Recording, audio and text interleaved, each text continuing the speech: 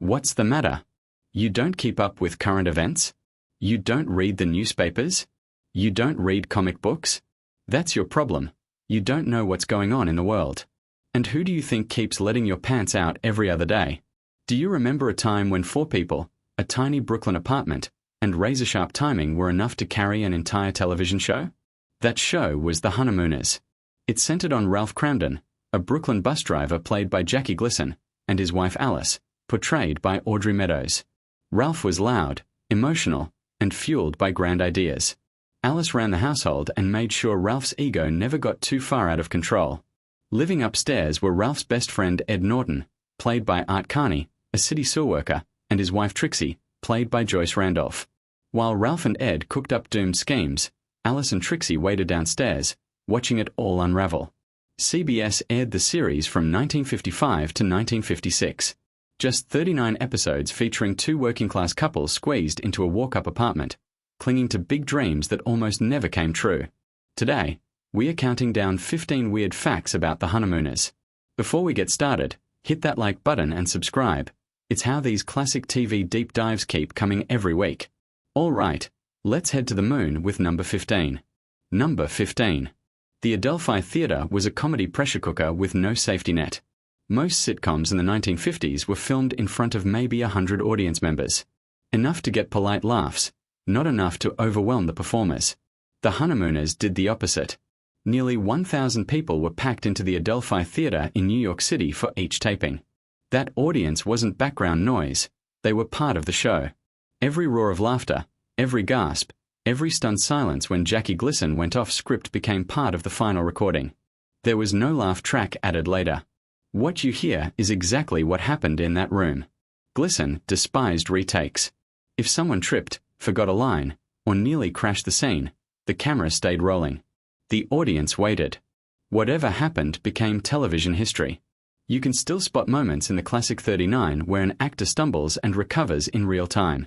That wasn't sloppy production. It was a weekly high-wire act performed without a net. That raw energy, the electricity you can still hear today, came from a packed theater watching 4 people try not to fall apart on live television, and loving every second of it. Number 14.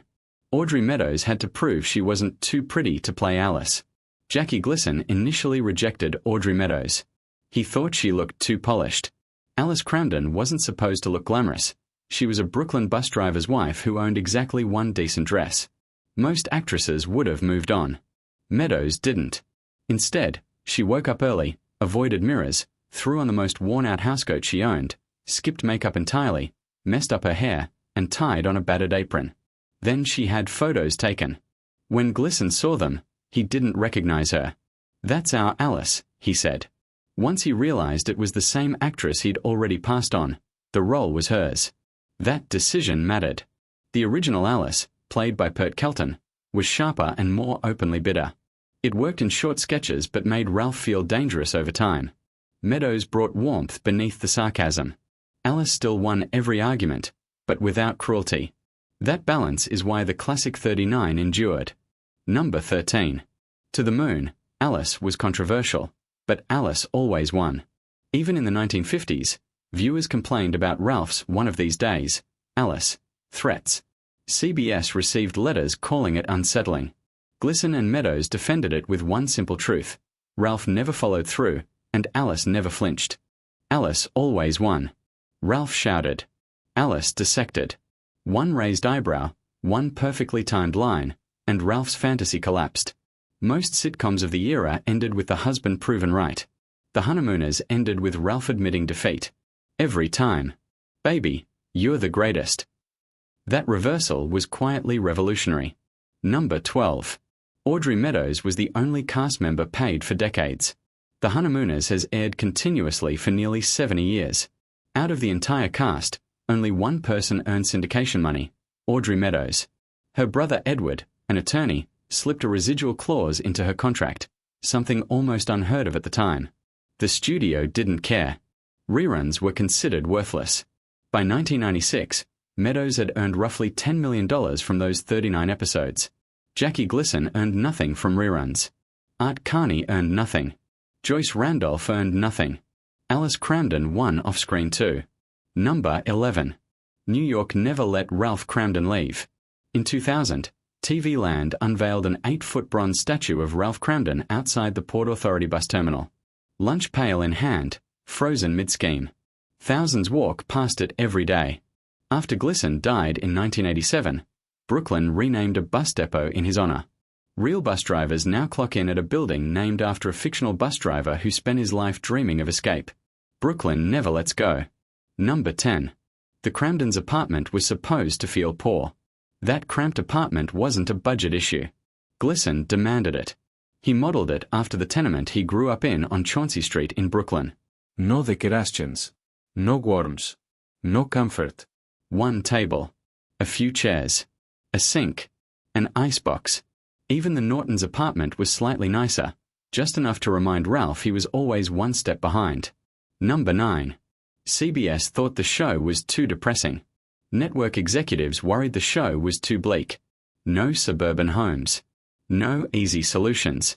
Just bills, frustration, and dreams going nowhere. The show debuted as the number 2 program in the country. Glisson still ended it after one season, fearing the premise would wear thin. Syndication proved otherwise. Number 8.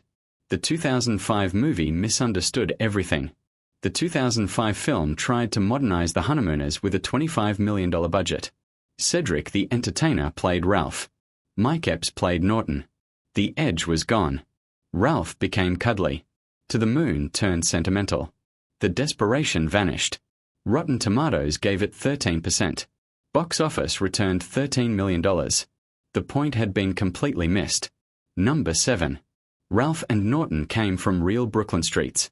Ralph was every loud, broke optimist Glisson grew up around. Norton came from Art Carney's observations of blue-collar workers, including real sewer workers. Carney's battered pork pie hat cost $5. His elaborate hand gestures came from his father. Sewer worker unions eventually made him an honorary member. Carney won 5 Emmys playing Norton. Number 6. The show used cutting-edge technology. Glisson used Electronicam, combining live performance with 35mm film. Expensive, risky, and rare. That decision is why the show still looks good 70 years later. Number 5. The Honeymooners was never meant to last. It began as filler in 1951 on Cavalcade of Stars. Audiences demanded more. Sketches grew. Viewers even mailed furniture to CBS for the set. The last appearance aired in 1978. Number 4. Glisson turned tapings into events. He warmed up the audience himself with musical numbers before filming. By the time the show started, the crowd was ready to explode. Number 3. The Hucklebuck was a real dance. It came from a 1949 R&B hit. Glisson performed it surprisingly well. Carney turned it into beautiful chaos. Number 2. The Flintstones copied everything. Fred was Ralph. Barney was Norton. Mel Blanc was told to mimic Art Carney. Glisson could have sued, and didn't. Number 1. Glisson refused to rehearse, and demanded perfection. One rehearsal. Then live taping. Glisson improvised constantly. Audrey Meadows kept a script in her pocket. Neil Simon quit early. Some of the show's most famous moments were accidents. After 39 episodes, Glisson walked away, by choice.